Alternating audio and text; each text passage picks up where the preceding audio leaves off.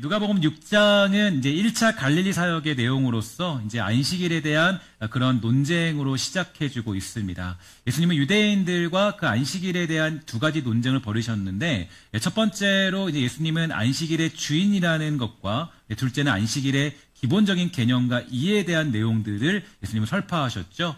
정말 예수님은 안식일의 주인이시기 때문에 누가 뭐라고 하든지 선을 행하고 생명을 구하는 일을 과감히 실행하셨는데요. 여기에 대해서 예수님은 한치의 망설임도 없이 이제 그렇게 손 마른 자를 치유하셨습니다. 왜냐하면 예수님은 안식일의 주인이기 때문에 누군가의 눈치를 볼 필요도 없고 율법에 얽매일 필요도 없기 때문이겠죠. 예수님은 우리들을 구원하기 위해서 오셨다. 이게 가장 중요한 명제 중에 하나인데, 예수님은 우리를 치유하고 회복시키기 위해 오신 것이 분명합니다. 혹시 오늘 이 자리에 여러 가지 문제들을 가지고 있는 분들 계실까요? 혹시 육체의 질병으로 말미암아 아픔을 겪고 있는 분들이 여러분들 중에 있다면 오늘 안식일의 주인 되시는 주님께서 이루어내시는 그 회복의 역사가 여러분의 영과 육에 임하게 되기를 주의 이름으로 간절히 축원합니다. 정말로 예수님 만났을 때에 또 하나님께서 베푸시는 은혜, 또 그 은혜가 우리의 덤으로 찾아오기도 하고 하나님의 뜻 가운데 우리의 모든 병과 질병과 어떤 영혼의 연약함들이 치유되는 역사도 일어나기 때문에 하나님 앞에 우리가 소망하며 나아간다면 하나님께서 우리에게 모든 병과 질병을 치료해 주시는 놀라운 역사가 일어나게 되는 줄 믿습니다. 오늘 안식일의 주인 되시는 주님께서 이루어내시는 그 회복의 역사가 말씀을 듣고 기도하는 가운데 나타나게 되기를 주의 이름으로 간절히 축원합니다. 특히 이러한 역사는 우리의 순수한 마음 가운데에서 일어나게 되는데요. 6장 11절에 나타난 유대인들의 모습을 보면 그들은 은혜 받지 못할 모습을 충분히 가지고 있습니다. 뭐라 그러냐면 그들은 노기가 가득하여서 예수를 어떻게 할까 하고 서로 의논했다라고 되어져 있는데, 예수님이 안식일의 주인이시고 그 놀라운 기적과 신비로운 일을 행하였으면 그것을 인정하면 되는 거 아니겠어요? 주님이 주시는 은혜를 받는 자리에 있으면 되는데 그들은 예수님이 이루신 기적으로 말미암아 화가 나기 시작했습니다. 열이 받은 건데요. 그러니까 왜냐하면 이게 좀 이상한 게 그 유대인들은 하나님에 대해서 어느 정도 안다고 하는 지식 있는 사람들인데 왜 이런 모습을 보이게 된 걸까? 종종 우리들도 이런 모습들을 사실은 보일 때가 있습니다. 언제냐면 왜 하나님이 주시는 은혜를 경험하지 못하는 걸까? 왜 하나님이 주시는 은혜를 쉽게 경험하지 못하고 우리 안에 하나님이 주시는 기적의 역사가 일어나지 않는 걸까? 혹시 우리들의 신앙적인 경험과 이 지식들이 그 일들을 방해하고 있는지도 모르겠습니다. 때때로 우리는 하나님이 이루어내시는 일들보다 내 자존심과 내 명예가 더 중요하다고 생각할 때가 있다라는 거죠. 이 하나님이 일으키시고자 하는 일들, 또 그 일들을 때로는 인정하고 싶지 않을 때가 있다라는 것입니다. 그러니까 내 생각과 내 멋대로 되지 않을 때 우린 유대인들의 모습처럼 오히려 하나님이 일으키시는 이 기적조차 받아들이고 싶지 않을 때가 있다라는 거예요. 지난 새벽에도 말씀드렸지만 유대인들이 예수님을 죽인 것은 예수님이 하나님의 아들이 아니라는 명백한 사실 때문이 아니었습니다. 야, 검증해 보니까 이분이 하나님의 아들 아닌데? 이렇기 때문에 예수님을 잡아 죽인 게 아니에요. 그들이 보기에도 예수님은 하나님의 아들이라는 사실이 명확했고요. 결국에 많은 사람들은 예수님이 하나님의 아들이라는 사실을 인정할 수밖에 없는 수많은 그런 일들 앞에 설 수밖에 없었습니다. 그러면 생각해 볼게요. 왜 유대인들은 예수님을 죽이려 든 걸까요? 왜 그들은 과연 하나님의 아들이심이 명백히 드러나는 여러 가지 사건들이 있음에도 불구하고 왜 과연 그들은 예수님을 죽이려 했을까? 그 이유는 바로 자기 마음에 들지 않기 때문입니다. 하나님의 아들이시면 내가 원하는 대로 뭔가도 행하고 뭔가 어떤 뜻들을 이루어야 되는데 내 멋대로 할 수가 없기 때문에, 내가 원하는 대로 어떤 예수님이 어떤 일들을 행하지 않기 때문에 바로 그들은 예수님을 죽인 것입니다. 예수님이 하나님의 아들이라는 사실은 그들에게 중요하지 않았던 거예요. 예수님이 지금 자기 편을 들고 있느냐, 자기의 과업을 인정해주고 있느냐, 내 논리와 능력을 돋보이게 해주느냐가 더 중요한 그런 관건이었습니다. 그게 맞지 않으니까 유대인들은 결국에 예수님을 죽인 것이겠죠. 예수님이 하나님의 아들이 아니기 때문이 아니라 예수님이 그 하나님의 아들임을 부정할 수 없지만, 그러나 그 예수님이 자기 인생에 하나도 도움되지 않을 것을 알기 때문에 그들은 예수님을 보면서 노하기 시작했고 예수님을 죽이려 든 것입니다. 그러니까 오히려 예수님을 십자가에 못 박아 죽이게 된 것이고 불법적인 일을 저지르면서까지도 예수님을 붙잡아서 그렇게 재판을 벌이는 자리까지 가서 그 예수님을 붙잡아 그렇게 예수님을 못 박아 죽인 것이겠죠. 우리가 이러한 실수를 하지 않기 위해서는요, 분명히 해야 될 것이 하나 있는데요. 바로 누가복음이 누누이 우리에게 가르쳐주고 있는 예수님의 본질적인 의미를 기억할 필요가 있습니다. 예수님이 이 땅에 오신 그 이유와 목적은 어떤 것인가 보니까요. 누가복음 3장 32절에 보면 이렇게 되어져 있어요. 우리 함께 다 같이 읽도록 할게요. 시작. 내가 의인을 부르러 온 것이 아니요 죄인을 불러 회개시키러 왔노라. 아멘. 예수님이 이 땅에 오신 목적은 우리의 편을 들기 위해서 오신 것이 아니라 우리를 뭐 하기 위해서 오신 거예요? 구원하기 위해서 회개시키고 우리를 회복시키기 위해서 오셨다라는 것이 중요한 것입니다. 예수님은 우리를 위하여서 우리를 구원하여서 하나님의 자녀된 자리로 인도하기 위해 오셨지 나의 소원이나 들어주고 이 땅에 잘 살도록 도와주기 위해서 오신 분이 아니라는 거죠. 이 사실이 명확하지 않으면요. 결국 우리는 예수님을 십자가에 못 박아 죽이는 자리까지 갈 수밖에 없어요. 내가 이제 어떤 이 욕심들을 내려놓지 못하고 하나님 앞에 나를 꺾지 못하면 결국에 내가 택할 수 있는 것은 예수님을 십자가에 못 박아 죽이는 것입니다. 이게 정말 유대인들이 택한 일인데 그러니까 자기 편들을 들지 않으니까 예수님이 하나님의 아들이면 자기 편을 들고 자기 능력을 조금 더 뛰어나게 하고 돋보이게 하고 자기가 옳다라는 것을 증명해 주어야 하는데 근데 보면 그 예수님이 자기 편을 들지 않은 거예요. 그러니까 이제 예수님을 그렇게 못 박아 죽이기로 결정했고 또 예수님을 배신하는 자리에 설 수밖에 없는 거죠. 종종 우리들도 이런 경우들이 종종 있게 돼요. 그러니까 이제 굉장히 열심히 하나님을 잘 믿고 섬기는 것 같은데 근데 어느 날 갑자기 그러니까 신앙생활 잘하다가 와르르하고 무너지는 사람들이 있어요. 그러니까 왜 그런가 보면 이유가 있습니다. 그러니까 열심히 내가 주님을 섬기면 내가 뭔가 주님께 치성을 드리듯이 주님을 섬기고 사랑하면 그럼 주님이 내 요구나 내 뜻을 들어줄 것이라고 생각했는데 자기가 원하는 대로 상황이 변하지 않고 하나님이 그런 뜻을 이루어지지 않으니까 그냥 갑자기 어느 순간에 그 신앙이 무너지게 될 수밖에 없는 거예요. 저도 그런 경험을 아주 뼈아프게 갖고 있는데요. 제가 처음에 신학교 들어갈 때 일이었습니다. 저는 사실은 신학교에 들어갈 마음이 전혀 없었어요. 신학교를 들어가고 싶지도 않았고 신학교라는 것은 내가 꿈에도 생각하지 않았던 일인데 그냥 어쩔 수 없이 신학교를 그냥 하나 제가 들어가야겠다라고 해서 이제 뭐 이렇게 넣었습니다. 넣었는데 근데 한 가지 제가 신학교에 들어가는 이유가 뭐였냐면 제가 신학교 가면 정말 제가 살고 싶지 않은 우리 집이 조금 변화될까. 그러니까 저는 집에서 탈출하는 게 저의 목적이었거든요. 그러니까 저는 집에서 도망치고 싶고 우리 집이 너무 힘들었기 때문에 정말 지옥 같은 집을 떠나고 싶은 게 저의 목표였습니다. 인생의 목표였어요. 그래서 이제 제가 만약에 이제 신학교 가면 좀 집이 변할까? 하나님 복 주시겠지, 그래도. 그러니까 여러분 그런 거 있잖아요. 여러분 심청이가 이렇게 딱 자기 몸 던져서 딱 뛰면 뭐예요? 신봉사가 뭐예요? 눈 뜨죠? 그죠? 제가 그렇게 예수 믿었던 거죠. 예수 믿어서 이제 예수님 내가 이제 봤을 때 내가 그렇게, 내가 주의 종 되면, 그러니까 이상하게도 집이 엉망인데도 불구하고 어머니와 아버지는 제가 신학교 들어가는 게 또 소망이었어요. 소망이었고, 어렸을 때부터 그냥 야, 이 목사 부르면서 이제 사람들이 저 한 것도 없는데, 근데 이제 그렇게 막 저를 신학교로 가는 게 목표였습니다. 목표였기 때문에, 그러니까 내 한 번 바치면, 내 한 번 주의 종 되면 가정에 평안이 올 것이다라고 생각했기 때문에 저는 그렇게 신학교를 다녔는데요. 1학기를 다녔는데, 1학기 3, 4월, 5월까지는 열심히 했습니다. 영성훈련도 가서, 주님도 부르짖고, 이렇게 기도도 하고, 열심히 했어요. 신학생처럼 이렇게 찬양도 부르다가 눈물도 흘리고, 그랬습니다. 근데 문제는 뭐냐면, 그렇게 기도했는데도 불구하고 가정이 그대로인 거예요. 변하지 않는 거예요.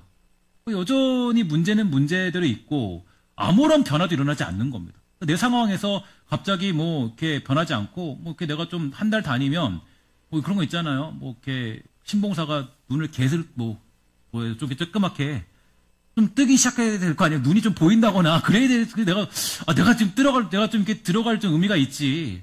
근데, 눈을 뜨는 그런 기미도 안 보이고 그냥 엉망인 채 삶이 있는 거예요. 그래서, 안 되겠다. 그래서, 아무 의미가 없구나. 그래서 제가 이제 1학기를 다니고 휴학을 하고 이제 그때부터 1년 동안 이제 또 그냥 뭐 살다가 군대 가서 있다가 군대 갔다 와서도 하나님 못 만났어요. 못 만났는데 열심은 있었는데 그때는 못 만났습니다. 나중에 이제 24살 때 가서 주님을 만나게 됐는데 어쨌든 간에 이제 제가 그때 그 신학을 포기했던 이유는 뭐냐면 제 편을 들지 않기 때문이에요. 하나님이 내가 원하는 상황들을 해결해 주지 않고 나는 다 할 거 다 했는데 뭐 그때 뭐 열심히 섬겼으니까 나름대로 근데 이게 하나님이 뭔가 해줘야 되는데 안 해주니까 짜증이 나니까 그때부터 이제 오히려 신앙이 굉장히 뒤처졌던 그런 모습들을 가지고 있습니다. 어쨌든 간에 근데 그런 상황에도 불구하고 하나님은 저를 포기하지 않고 오늘 이 자리까지 불러서 복음 전하게 하시고 또 말씀 전하게 하시고 지금도 여러분들에게 하나님의 살아계심을 전하는 그런 자리에 있는 건 분명합니다. 그래서 하나님께서 이제 그렇게 인도하셨지만 어쨌든 간에 그때는 그런 모습들을 가지고 있어요. 오늘 우리가 이 말씀 본문 가운데 보고 있는 제자들 그들도 마찬가지입니다. 그들도 모두가 이제 복음 전하는 사도로 부름받았다라고 성경이 얘기하고 있잖아요. 13절에 보니까 이렇게 되어 있습니다. 밝으며 그 제자들을 부르사 그 중에서 12를 택하여서 사도로 칭하였다라고 되어져 있는데요. 여기 택하였다라는 말은 에클렉사메누스라는 말인데 예수님이 주체가 되어서 하나님의 섭리와 계획 속에 완벽하게 틀림없이 실수 없이 그들을 택하였다라는 뜻을 가지고 있습니다. 그렇게 예수님이 기도하심으로 말미암아 제자들을 택하여 주셨는데 문제가 하나 있습니다. 문제는 뭐냐면 이들 중에 단 한 사람도 예수님을 배신하지 않은 사람이 없다라는 거예요. 이게 되게 여러분 중요한 메시지입니다. 그러니까 우리가 이게 되게 중요한 이유가 그러니까 이제 당연히 뭐 베드로 보면요. 베드로는 다른 복음서에도 가장 먼저 등장하는 수제자예요. 근데 보면 이 베드로야말로 가장 위험한 배신의 아이콘이잖아요. 예수님을 3번이나 부인했다라는 건요. 제가 누누이 말씀드리지만 완전히 부인했다는 의미입니다. 딱 내가 3번 부인했어 이게 아니라 3번 부인하면 이제 이거는 이제 그 당시에 법으로 봤을 때 진리다, 진실이다, 이건 거짓이 없다라는 걸 증명하는 거예요. 그래서 3번 부인했다라는 것은 그가 완벽하게, 그러니까 진심을 다해서 전심을 다해서 예수님이 나는 예수님 믿지 않았다. 난 그분 따라하지 않았다라고 그렇게 얘기하는 그 어떤 그 베드로의 모습을 보게 되는 겁니다. 그러니까 이제 어떤 예수님의 제자들 모두는 하나님의 주권적인 선택 속에서도 예수님을 배신하는 자리에 서게 된 모습들을 볼 수가 있게 되죠. 왜냐하면 이유는 간단해요. 왜 그들이 배신했느냐? 이유는 예수님이 자기 편을 들지 않았기 때문입니다. 그러니까 내 생각의 편을 들지 않고 내 생각을 들어주지 않고 또 내가 원하는 것들을 들어주지 않았기 때문에 예수님을 배신하게 된 거죠. 그러니까 결국 열정 가지고 살다가 와르르 무너지면서 다시 갈릴리 바다로 돌아갔고 그 물질이 나는 인생으로 전락해버린 거 아니겠습니까? 그러니까 복음을 전하라고 사도로 부르셨는데 결국 그들은 자기 마음에 들지 않은 예수님을 떠나버리고 마는 인생으로 살고 만 것입니다. 그러므로 우리들도 조심해야 돼요. 예수 믿는 이유와 목적, 하나님이 저와 여러분을 이끄시는 자리, 그러니까 이것을 보면 성도의 견인이라는 교리인데요. 이 성도의 견인이라는 교리에 따르면 그분이 우리를 이끌어 가시는 목적이 있다고 그래요. 그러니까 그 목적이 어디냐?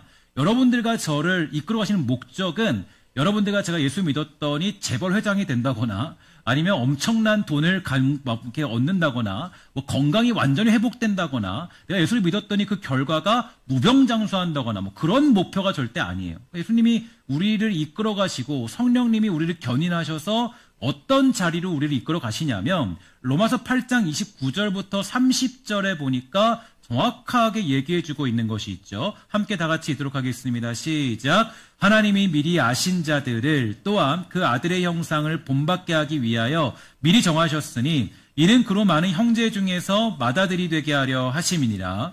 또 미리 정하신 그들을 또한 부르시고 부르신 그들을 또한 의롭다 하시고 의롭다 하신 그들을 또한 영화롭게 하셨느니라. 아멘. 하나님이 우리를 부르신 목적이 분명히 드러나고 있습니다. 하나님이 우리를 부르심은 결국 우리가 영화로운 자리에 가도록 하시기 위해서라는 게 성경이 누누이 강조하는 메시지가 되는 거죠. 그러니까 의로운 자로 서게 하도록 하시기 위해서라는 건데요. 영화로운 자리로 가기 위해서 필요한 조건은 나의 사업도 아니고 나의 건강도 아니고 나의 능력도 아닙니다.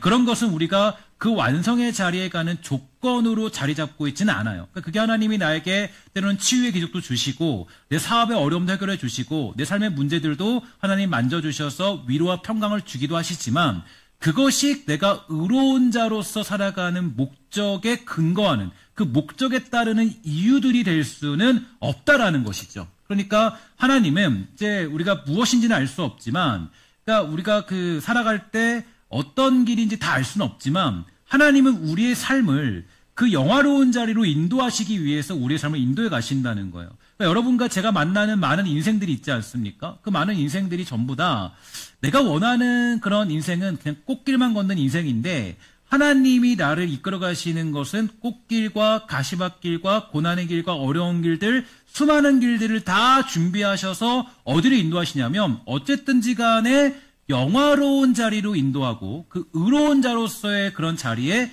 서도록 하시기 위한 것, 그게 하나님의 뜻이고 목적이 되더라는 것입니다. 그래서 그러나 중요한 것은 이러한 길을 걸어갈 때 우리가 잊지 말아야 될 일이 있다면, 그럼에도 불구하고 여러 가지 상황이 있음에도 불구하고 하나님께서는 절대로 택하신 자를 포기하지는 않으신다. 내가 좀 부족하다 할지라도, 내가 때문에 실망하고 원망스러워 한다 할지라도 택한 자를 절대로 포기하지는 않으신다.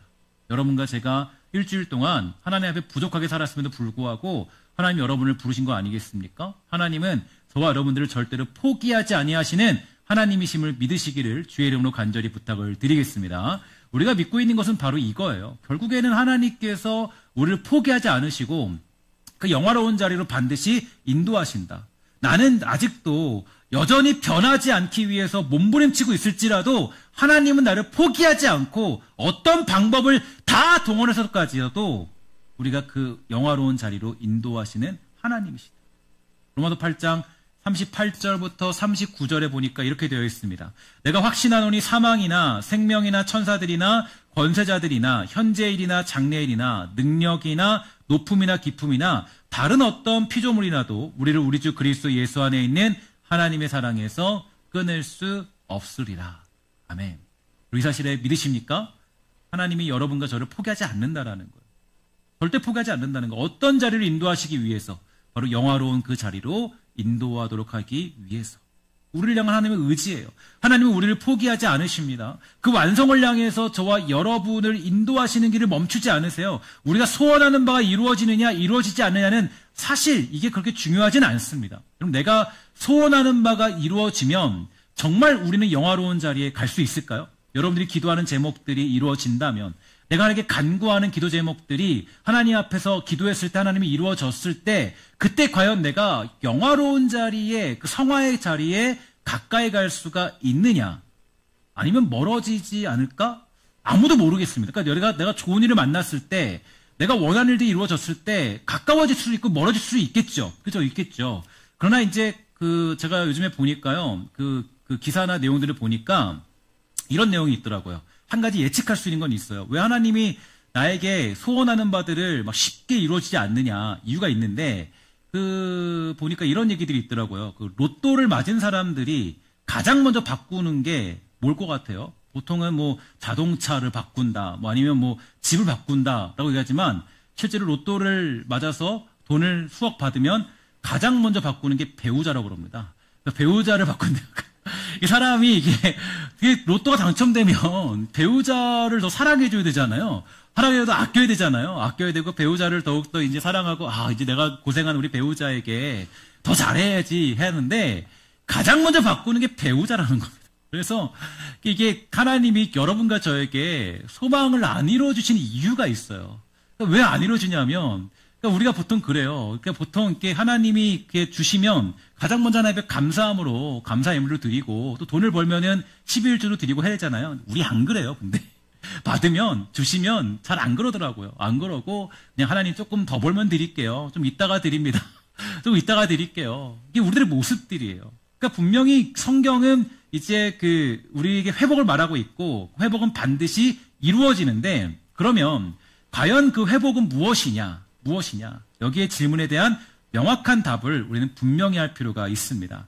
그렇지 않으면 예수님이 기적을 보여주어도, 하나님의 일하심을 보아도 씩씩거리면서 화를 내며 살아가는 인생이 될 수밖에 없다라는 거예요. 오늘 저와 여러분들은 어떻습니까? 예수 믿는 그 이유와 목적, 주님이 우리를 통해 이루시고자 하는 그 목적들을 분명히 여러분 하고 있을까요? 여러분 그 목적을 분명히 하고 있지 않으면 이 유대인들처럼 결국에 기적을 봐도 씩씩씩거리면서 화내고 예수님을 어떻게 죽일까 그렇게 모의하는 사람으로 전락할 수밖에 없습니다. 저는 특별히 오늘 본문에서 또한 주목해 봐야 될 것이 있는데 저는 오늘 이 제자들의 선택에 대해서 좀 집중해 보게 되었습니다. 12절의 말씀을 보니까 이렇게 되어 있어요. 12절의 말씀 보면 이때 예수께서 기도하시러 산으로 가사 밤이 새도록 하나님께 기도하셨다라고 그렇게 되어져 있는데요.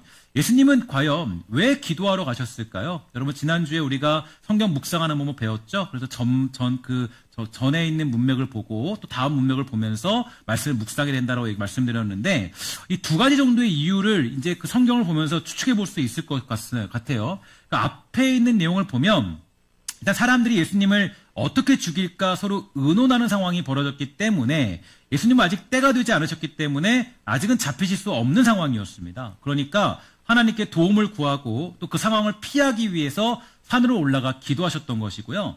두 번째 이유가 좀 중요한데 뭐냐면 그 다음 절에 나오죠. 바로 제자들을 선택하시기 위해서 예수님은 산으로 올라가서 기도하셨다라는 것을 추정해 볼 수가 있게 됩니다. 근데 여러분 지금 독특한 게 기도하신 다음에 바로 하신 일이 제자들을 선택한 일이니까 예수님도 얼마나 많은 고민 속에서 제자들을 선택하셨을까? 정말 수많은 사람들이 예수님의 사도로 특별히 부름받아서 그 역할을 감당할 수 있겠지만 그 중에서도 예수님은 오늘 본문에 나타난 제자들을 그렇게 부르셨고 그들을 사도로 택하여 주셨습니다. 그런데 한번 잘 생각해 보세요. 예수님이 고르고 고른 제자들의 모습들을 다시 한번 떠올려 봅시다. 그들 중에 우리가 알고 있는 것처럼 멀쩡한 사람은 하나도 없습니다. 그러니까 이게 되게 중요한 게요. 그 성령님의 뜨거운 역사가 일어나기 전에는 한 사람도 제정신이 아니었어요. 그러니까 그저 자기 욕심과 자기 생각에 얽매여 살아가고 화나내고 예수님을 이용해 먹으려는 거에 전부인 사람들이 12명의 제자들이었습니다. 심지어는 예수님이 내 맘대로 들지 않으니까 예수님은 어떻게 했어요? 팔아먹었죠. 그 제자가 스승을 팔아먹는 사람들을 예수님이 기도하고 택하신 거예요. 이게 여러분 되게 우리에게 중요한 메시지입니다. 그러면 우리가 이거 봤을 때 예수님이 과연 그럼 기도가 무슨 소용이 있느냐? 예수님이 기도한 게 어떤 의미가 있느냐? 그럼 예수님이 기도하면서 고르고 골라서 괜찮은 사람들을 기도하면서 뽑았는데 이 모양밖에 않는 사람들을 뽑았으니까 예수님의 기도도 별거 없는 거 아닌가? 바로 여기에 기도의 맹점이 있습니다. 그러니까 기도라는 것은 우리가 원하는 결과나 내가 이 땅에서 잘 살고 누리고 먹고 사는 것에 목적이 있지 않다라는 게 분명하다라는 거예요. 그러니까 만약에 예수님이 그런 것이 기도의 목적이라고 정해주고 싶었다면 내가 기도했더니 뭐 좋은 사람을 만나고 기도 안 했더니 나쁜 사람을 만나더라는 그런 것이 아님을 알 수가 있게 돼요. 만약 그런 것이 기도의 능력이라면 예수님은 자신을 배신할 제자들이 아니라 어쨌든 간에 굳건한 마음으로 자신을 섬길 사람들, 아무리 십자가에 잡혀간다 그래도 끝까지 배신하지 않을 충직한 사람들을 뽑아야 되는 거 아니겠습니까? 여러분 보면 예수님의 기도는 그런 기도가 아니라는 걸 알 수가 있게 되죠. 주님 충직한 사람들 보내주세요. 내가 고루 골라서 200명이 왔는데 그 중에서 정말 괜찮은 사람을 내가 뽑게 해주세요가 아님을 알 수가 있게 됩니다. 예수님의 기도는 뭘까요? 제자들을 위해 기도하셨지만 하나님의 뜻이 이루어지는 것이 목적이라는 사실이 무엇보다 분명해졌다는 것을 알 수가 있게 됩니다. 그러니까 이 기도 가운데 예수님이 원했던 것은 나중에 그렇게 기도하시잖아요. 주여 이 잔을 나에게 뭐 해주세요? 넘겨주세요. 나에게 떠나게 해주세요. 내가 이 잔을 마시지 않게 해주세요. 라고 기도하시잖아요. 똑같은 기도의 제목이 이때도 아마 기도하지 않으셨을까. 오늘 열거되는 제자를 보세요. 공생의 기간 동안에 그들의 인생에 제대로 된 믿음을 보인 자가 누가 있었습니까? 단 한 사람도 찾아볼 수 없었어요. 그러나 예수님은 이러한 제자들을 받아들였던 것입니다. 왜냐하면 그들의 약함을 통하여서 하나님의 나라가 이루어질 것임을 우리 주님은 깨달았기 때문입니다. 바로 이것이에요. 우리가 기도한다고 하여서 세상에 어떤 일들이 바뀌고 어떤 자연적인 결과들의 변화가 갑자기 일어나는 것이 아닙니다. 쉽게 말해서 저기 지방의 한적한 대학교에 들어갈 친구가 엄청나게 기도했더니 서울대에 들어갈 리는 1%도 존재하지 않는다라는 거예요. 그러면 기도가 왜 필요할까요? 그것은 바로 하나님의 뜻을 받아들이기 위함에 있는 것입니다. 기도의 목적은 어떤 거냐면 내가 이해할 수 없는 하나님의 뜻을 받아들이기 위한 넉넉함을 구하기 위해서 기도하는 것이고, 하나님의 뜻을 순복하기 위해서 나를 성숙시키고 성장시키는 하나님의 역사를 내가 받아들이기 위해서 기도하는 것이지, 이 기도는 그저 내가 원하는 간구나 이루어내기 위한 기도의 모습들이 아니라는 거예요. 하나님께 이루어가시는 세상의 진리와 그분의 나라를 받아들이는 데 기도의 목적이 있는 것입니다. 예수님의 기도 역시 이런 부분에서 열심과 최선이 담겨져 있던 것이죠.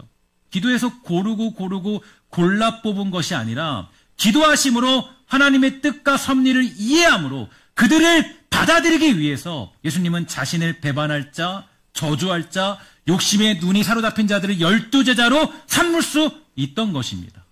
사랑하는 여러분, 우리가 바로 이러한 삶과 인생으로 살아가도록 부름받았습니다.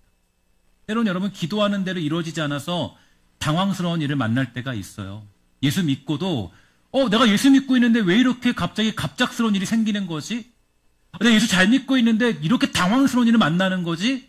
예기치 못한 일을 만날 때가 있어요. 여러분, 새벽 기도를 매일 했는데도 불구하고 때로는 너무나도 복잡한 일들이 나를 치고 괴롭게 만들 때가 있다고요.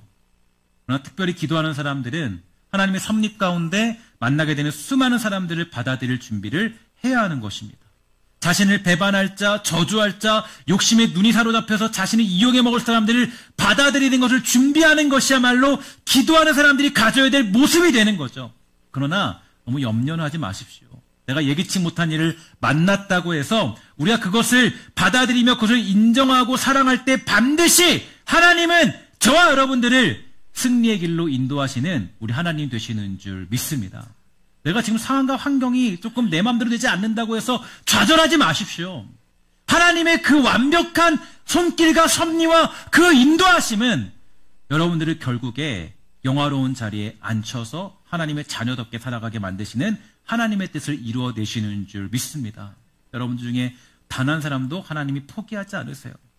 예수님 역시 그 고난과 죽음과 고난을 그 제자들로 인하여 당하게 되었지만 예수님은 부활하시고 승천하셔서 하나님의 뜻을 이루었을 뿐 아니라 그 제자들로 하여금 하나님의 나라가 선포되도록 만들어주셨습니다. 하나님의 방법대로 그 무너진 삶 속에서 그들을 영화로운 그 자리로 인도하여 주셨어요. 이게 바로 부름받은 인생이고 영광된 복을 누리는 아름다운 성도의 유익이 되는 줄 믿습니다. 여러분, 그래서 사실 교회라는 곳은 그런 것 같아요. 요즘에 교회가 굉장히 좀 아쉬운 게 성도들의 니즈를 필요를 너무 맞춰주는 경우가 많이 있습니다. 성도들의 필요와 어떤 그런 것들을 많이 맞춰주는 경우가 있는데 교회는 그런 곳은 아니죠. 교회는 여러분들의 니즈를 맞춰주기 위한 그런 공동체가 아니에요. 제가 여러분들에게 복음 전할 때 여러분들의 요구를 맞춰주면 그거는 강단이 아닙니다.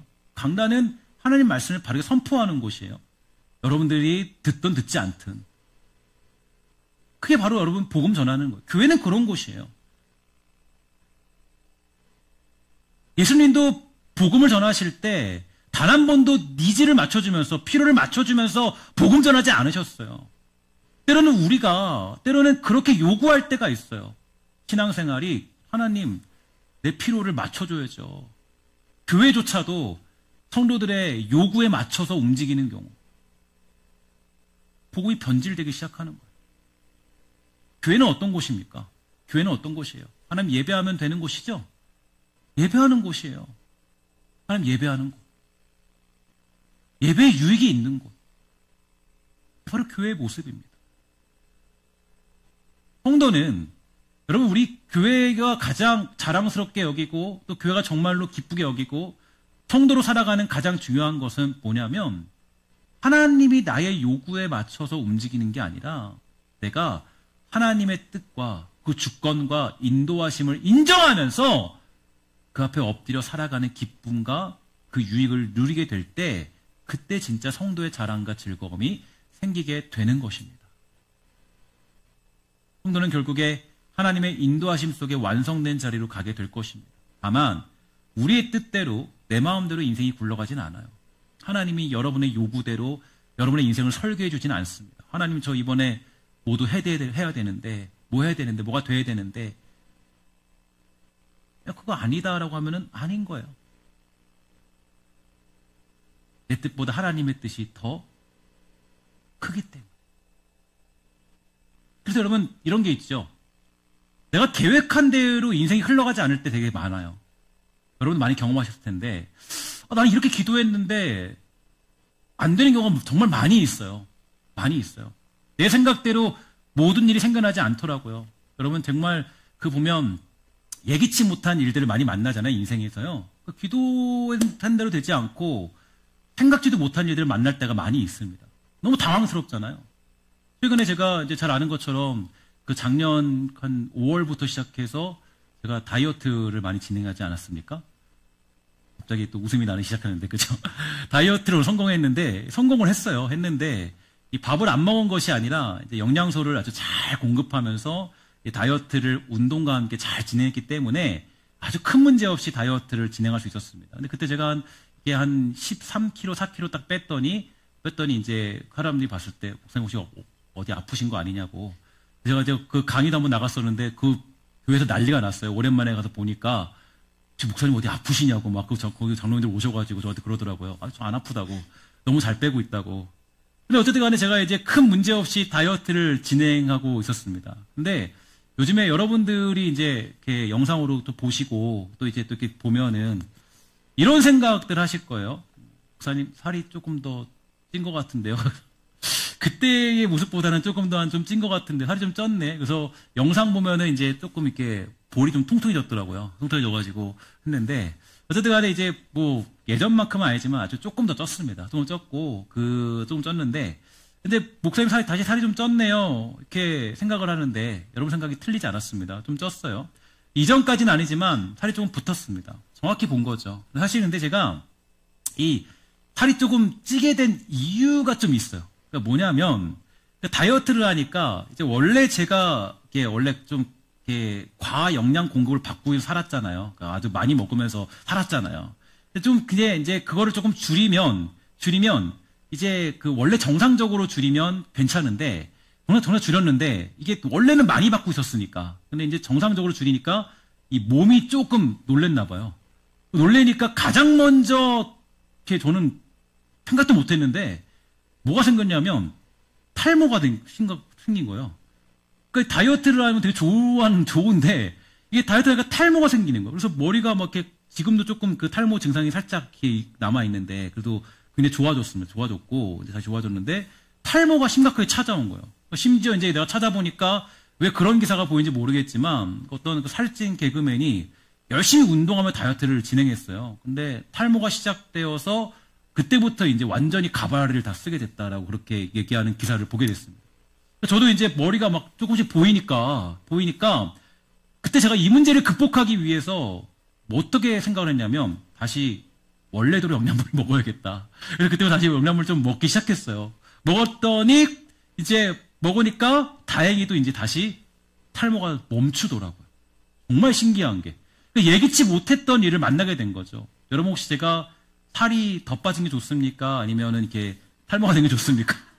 호불호가 있을 텐데요. 이게 뭐, 저는 선택은 뭐냐면, 저는 이제, 살을 조금 더 찌우기로 했습니다. 선택은 했어요. 호불호가 있겠지만, 어찌됐든 전혀 생각하지도 않고, 고려하지도 않았던 예기치 못한 상황을 좀 만난 거죠. 그러니까 저는 생각 못 했어요. 예전에 한번 해보니까, 이제 다이어트 해보니까, 이제 조금, 힘이 딸리더라. 그래서 좀 잘 먹어야겠다. 잘 먹었는데 불구하고, 그냥 그런데 불구하고 이렇게 머리가 빠지는 일이 생기니까 저는 예기치 못했던, 내가 고려하지도 못했던 일들을 만났던 거죠. 저는 우리들의 인생도 그런 것 같아요. 뭐냐면 내가 계획했던 대로 안 돼요. 내가 생각과는 너무 다른 인생을 만날 때가 너무나 많이 있습니다. 내가 원하던 일이 하나도 이루어지지 않아서 화가 나고 짜증날 때도 있어요. 난 열심히 살았는데 원수 같은 사람을 만나서 괴로울 때도 있어요. 아니 왜 하나님 내 뜻대로 이루어지지 않는 거예요. 왜 이렇게 당황스럽게 만나게 하시는 거예요. 왜 내 사업이 어려워지고, 왜 내가 눈 떠보니까 나에게 칼 들고 있는 원수가 그대로 있고, 왜 내가 기도했던 대로 이루어지지 않는 거예요, 하나님. 이 당황스러운 일들을 어떻게 하나님 이겨낼까요? 그러나 바로 그러한 순간에도 묵묵하게 하나님이 인도하신 뜻을 향해 달려가기 위해서 기도라는 것이 필요한 것입니다. 예수님이 밤새 뭐라고 기도했을까요? 주님, 나를 배신하지 않은 놈들 좀 붙여주세요 라고 했을까요? 아닐 겁니다. 주님, 저를 배신할 저들을 위해서 십자가의 길을 담대히 걸어가고 그들을 사랑으로 키워내며 그들을 정말로 내가 제자로서 이끌어갈 수 있는 힘을 주소서라고 기도하지 않았을까요? 오늘 우리의 기도가 왜 이리 능력이 없을까요? 무엇을 위해 기도하고 계십니까? 어떤 분하고 상담을 하다 보니까 이렇게 말씀하시더라고요. 하나님이 제가 이렇게 하면은 하나님이 이렇게 이루어져야 된다라고 생각합니다 라고 그렇게 얘기를 하시더라고요. 제가 아무리 가르치고 선포해도 사실은 잘 들리지 않죠. 그래서 좀 기도합니다. 하나님, 아무리 말해도 자기 고집과 생각을 꺾지 않는 사람을 사랑하고 받아들이며 나 자신도 성숙한 길을 걸어가게 해주세요. 오늘 예수님의 기도가 주는 그 의미를 잘 묵상해 보십시오. 하나님이 우리를 부르시고 택하셔서 키워가시는 그 목적이 무엇인가를 분명히 하시기를 바랍니다. 요즘 교회가요, 정치판이 되어가는 시대인 것 같습니다. 지금 나라가 어지러우니까 정치적인 발언쯤 하나 해줘야 되는 시대인 것 같아요. 그러나 제가 누누이 말씀드리지만 교회는 성도나 사회의 니즈를 맞춰주는 곳이 아닙니다. 예수님이 이 땅에 오신 이유와 목적은 무엇입니까? 저와 여러분들을 구원하러 오셨다는 사실을 잊지 마시기를 주의 이름으로 간절히 부탁을 드리겠습니다. 교회의 가장 중요한 목적은 이거예요. 예수님이 우리를 위해 이 땅에 오신 것은 여러분들을 구원하고 우리를 죄에서 구원하여서 하나님 자녀 삼아 그 하나님의 아들로 살아가는 복을 누리도록 하기 위해서 예수님이 이 땅에 오셨습니다. 오늘 우리 교회가 이러한 본질을 잊어가는 시대 속에서 그 본질을 명확히 하여서 주께 쓰임받아 새로운 영혼들이 늘 함께하는 복되고 아름다운 신성교회 되기를 주의 이름으로 간절히 소망합니다. 기도하도록 하겠습니다. 사랑의 아버지 감사합니다. 우리가 하나님 이 땅 살아갈 때에 하나님이 주시는 은혜와 사랑들을 깨닫도록 허락하여 주옵시고 주님 베푸시는 놀라운 은혜 가운데 하나님의 뜻이 무엇인가 깨달을 수 있도록 주여 돌보아 주시옵소서. 주님 기도하고 소망하는 것은 사랑하는 신속교회 모든 권속들은 예수님이 이 땅에 오신 이유와 목적, 예수님이 기도하셨던 이유를 깊이 깨달아 우리에게 주신 모든 인생 속에서 하나님 정말 하나님의 뜻을 온전히 깨닫고 살아가는 복된 성도가 다 될 수 있도록 주여 돌보아 주시옵소서. 하나님께 모든 은혜를 구하오며 모든 말씀 예수님의 이름으로 간절히 기도합니다. 아멘.